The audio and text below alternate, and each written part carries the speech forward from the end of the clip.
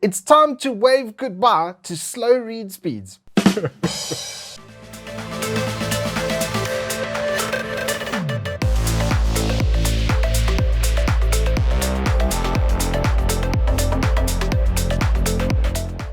Good afternoon, welcome to Turbo Tortoise Tech. If you're new here, I'm Reese of the 4-piece variety or Triple XL.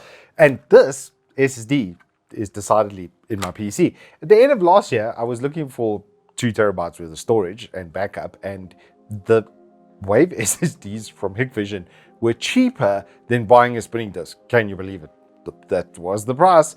And so I picked this up for $1,500 on the Level Up deals at the end of last year. My intention for this was actually just to make it into a gaming drive, because I obviously have to play a lot of games, which we do on the Wednesday streams. And it's really nice when they don't take 27 years to load. And it's just a more fluid experience for me and for the audience. So, and my backup drive had run out, and I have a 4 terabyte spinning disk. So I was like, if I can offload onto that, then I can turn this into a spinning disk, and say, hey, presto, we got to this point.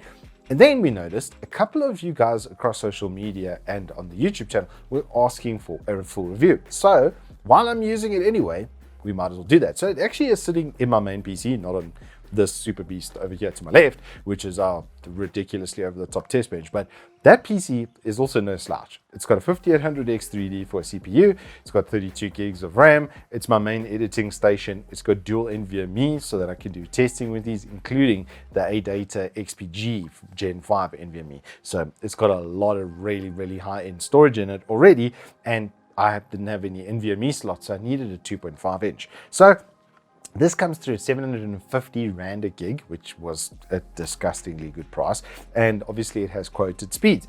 Now, typically with Hikvision, and this is so weird, Hikvision, if you don't know, started off doing security cameras. That's their main thing, and building DVRs. And so you would think that the write speed, because that's what it's doing most of the time, would be the best part of it.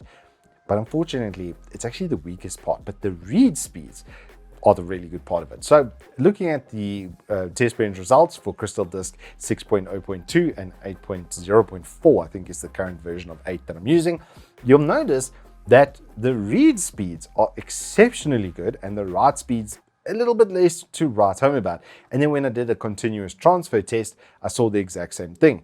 Where we're doing reading off of that drive to an NVMe, it basically kept up its max speed for 90 gigs. Absolutely no problems. There's one little dip that it had over there, which could also be attributed to Windows just being rubbish with caching systems, as it does tend to happen when I do test drives, and I do actually do this quite a lot. I've tested basically every major SSD on Uncle Evetech store. So that's kind of a default. It isn't as good as the E100 used to be, but it is cheaper, though it was 900 Rand a gig on average to 1,000 Rand a gig on average. So this is considerably cheaper. But now with that read speed, it actually is the perfect setup to be a gaming drive, because you're not copying data to it often. You're doing updates, online, in which case you're probably using at most, even if you've got a gig line, 120 megabytes per second. And at the start of that cycle, it was looking pretty good. It was getting kind of its max speed at about 450 to 480 megabytes per second, but only for about 20 gigs. And then it ran out of cache, and then it just didn't have it just didn't keep it up. For the most part, I'd say it's between 180 megabytes and about 200 actual megabytes per second. But then on that read speed, as you can see by that thing, it flies. So if you were intending to get one of these as a gaming drive, it's perfect for that. If you were going to use it to edit off of, it's also going to be really good. I'd be even comfortable with it. I use a lot of 4K footage and stuff on the channel, and they can be big. Some of the single files that I have can be in the 7-8 gig range if I've needed to take 2 or 3 minutes worth of 4 gig video. It is that extreme, by the way.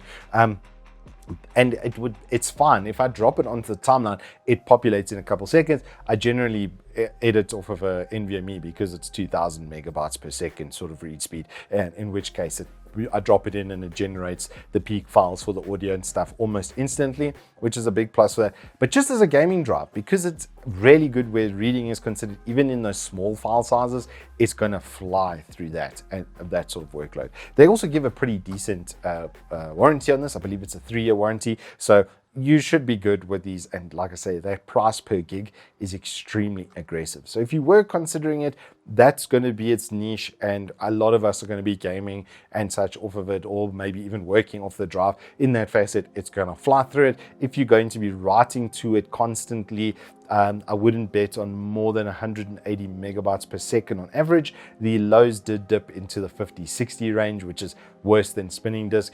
In general, just get a surveillance drive if you're going to record to it with surveillance. But if you want to just copy some games across and then play your games from there, 10 out of 10, Bill and Ben, the flower pot men. Anywho, that is all I have for you on the Hikvision Wave. If you have enjoyed this, please do hit us up with a like and subscribe, and I will see you on the flip side.